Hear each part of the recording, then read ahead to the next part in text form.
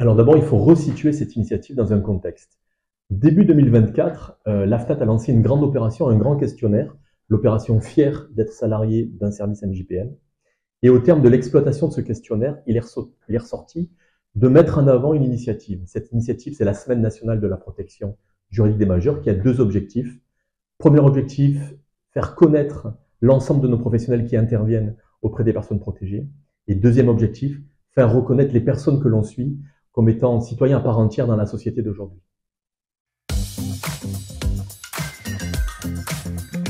La Semaine nationale, qu'est-ce que c'est? En fait, c'est l'occasion sur une semaine d'avoir un focus sur notre secteur, le secteur de la protection juridique des majeurs, à la fois pour toutes les initiatives dont on va évoquer qui seront mises en œuvre, et de faire connaître beaucoup d'autres grandes thématiques ou grandes causes nationales ont leur journée, leur semaine. Eh bien, il nous est apparu important et nécessaire de faire la même chose pour les personnes protégées que nous suivons, mais également l'ensemble des professionnels et des administrateurs de nos services.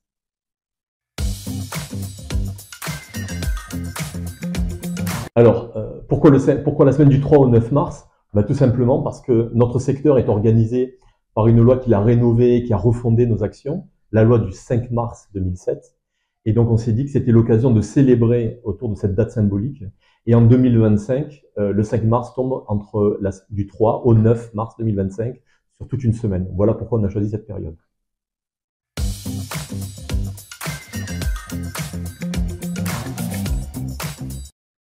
Alors, les adhérents de la FNAT, qui, je le rappelle, sont des professionnels de terrain, des intervenants au quotidien auprès des personnes en protection, se sont organisés avec multiples initiatives. Donc, vous le verrez, on a un site qui est dédié où ça retrace l'intégralité de ce qui est remonté.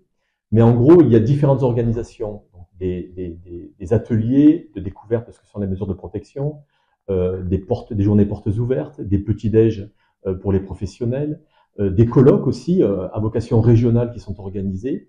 Et donc, nos adhérents, les professionnels de terrain, ont mis en place dans leur service, avec l'initiative de l'ensemble des collaborateurs, mais c'est également ouvert aux autres opérateurs qui interviennent avec nous pour faire de cette semaine une appropriation, j'allais dire, collective sur le territoire.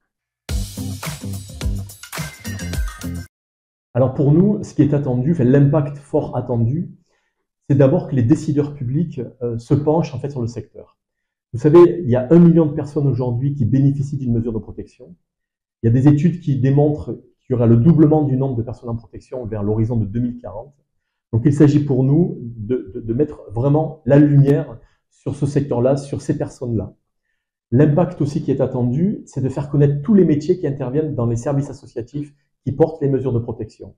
Ça va, j'allais dire, du MJPM, bien évidemment, de la personne au secrétariat, de la comptabilité, des cadres intermédiaires, des juristes, des postes de direction. Donc c'est vraiment cet impact-là qui est attendu de façon très forte et que les décideurs publics puissent enfin avoir une volonté de pilotage de ce secteur et d'accompagner la société autour de ces mesures de protection.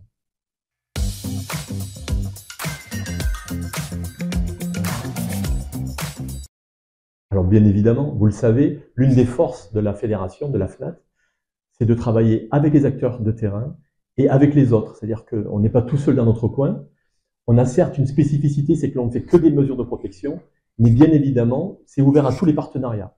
Alors partenariat avec nos autres collègues des services qui sont aussi porteurs de mesures de protection, partenariat avec tous les intervenants socio-judiciaires qui gravitent dans la satellite de l'intérêt des personnes protégées. Donc c'est vraiment une occasion d'être sur le territoire, ouvert à tous, pour tous, de faire connaître et de promouvoir ensemble les spécificités liées aux mesures de protection. Alors, cette initiative, elle va être porteuse de beaucoup d'éléments en fait. D'abord, je voudrais rappeler que nos professionnels de terrain interviennent dans des associations qui sont porteurs d'un intérêt public et général, avec des gouvernances désintéressées par des administrateurs bénévoles qui sont au pilotage des associations.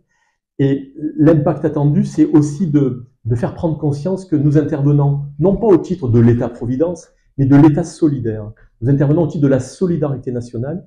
Et ce qui est attendu, c'est qu'il y ait un accompagnement de la société autour de ce phénomène de société. C'est de faire une appropriation, une vulgarisation, une connaissance de ce que sont les mesures de protection, de faire reconnaître la qualité, l'immense qualité des professionnels qui la composent. C'est un petit peu, si vous voulez, tout ça qui est mis en avant. De rappeler que notre métier, il a du sens, qu'on intervient, on a rapporté la preuve que nous étions un investissement. Je fais allusion, bien évidemment, à l'étude sur les gains socio-économiques qui a rapporté la preuve que lorsque l'État injecte 1 euro dans notre secteur, c'est 1,50 € de gains socio-économiques pour la société. Eh bien, c'est toute cette force-là, c'est cet impact-là qui est sans cesse à rappeler, de rappeler le sens de notre métier et de faire passer aussi le message que nous aimons notre métier. Nos professionnels sont parfois épuisés, ont parfois des contraintes, mais aiment ce métier. Donc cette semaine, c'est l'occasion de faire partager tout ça. Donc on vous y attend vraiment très nombreux.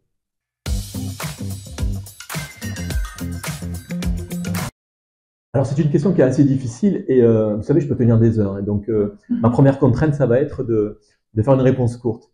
Ce que nous attendons en fait, c'est que chacun à un moment donné se pose en regardant ce qu'est la vulnérabilité, non pas à travers ce qu'elle n'a plus, mais ce qu'elle a et ce que nous mettons en avant pour les personnes qui en bénéficient. Donc c'est toutes ces qualités sur l'éthique dans nos métiers, l'autodétermination des personnes, l'accompagnement de la personne, de ne pas abandonner les personnes qui sont autour de nous et qui sont vulnérables.